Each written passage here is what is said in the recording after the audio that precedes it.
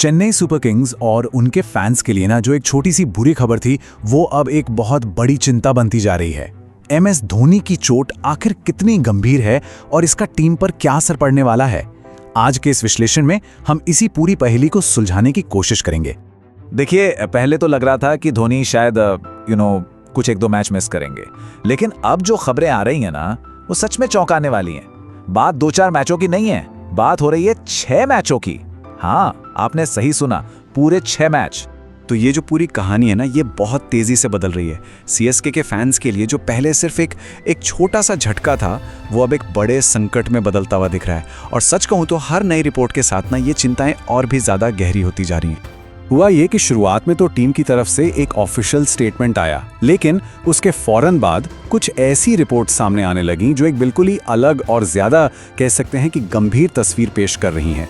और बस इसी ने अटकलों का बाजार एकदम से गर्म कर दिया है। तो सवाल यही है, 2 हफ्ते या 3 हफ्ते? और सच कहूं तो सारा कंफ्यूजन इसी बात को लेकर है। एक तरफ टीम का ऑफिशियल बयान है और दूसरी तरफ ये नई रिपोर्ट्स जो बिल्कुल अलग कहानी बता रही हैं। तो चलिए जरा इन दोनों के बीच का फर्क समझते हैं। तो देखिए, एक तरफ है CSK का ऑफिशियल स्टेटमेंट।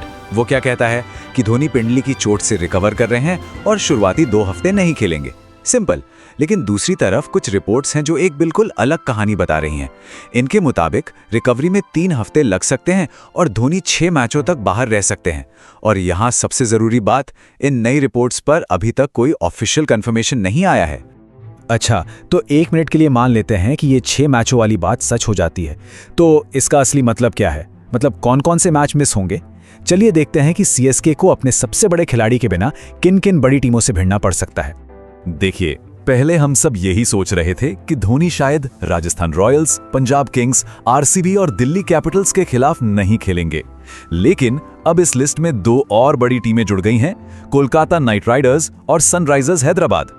इसका सीधा सीधा मतलब यह है कि CSK को सीजन की शुरुआत का लगभग कह सकते हैं कि आधा सफर अपने सबसे बड़े खिलाड़ी के बिना ही तय करना पड़ सकता है। तो क्या ये सिर्फ एक चोट है या फिर ये अंत की शुरुआत है? ये चोट ना अब सिर्फ एक टेम्पररी प्रॉब्लम नहीं लग रही, ये एक बड़े पैटर्न की तरफ इशारा कर रही है, जिसने कई बहुत ही गंभीर सवाल खड़े कर दिए हैं। और इसमें सबसे पहला और सबसे बड़ा फैक्टर है उनकी उम्र, 44 साल। इस उम्र में किसी भी एथलीट के लिए चोट से उभरना एक बहुत बड़ी चुनौती होती है।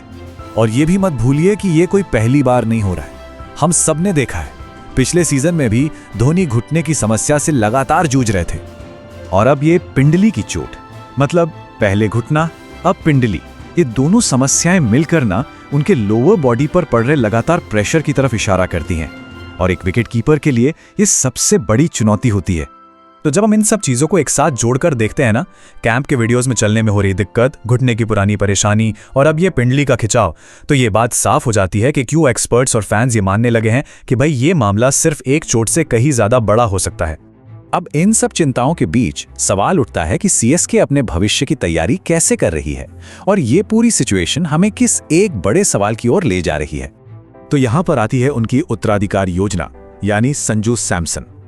धोनी की गैर मौजूदगी में सैमसन एक डबल रोल में नजर आएंगे। एक तो विकेट कीपिंग की जिम्मेदारी संभालेंगे और दूसरा एक सीनियर खिलाड़ी के तौर पर कप्तान ऋतुराज गायकवाड़ को सपोर्ट करेंगे। अब समझ में आ रहा है कि CSK का उन्हें टीम में लाने का फैसला कितना स्मार्ट था।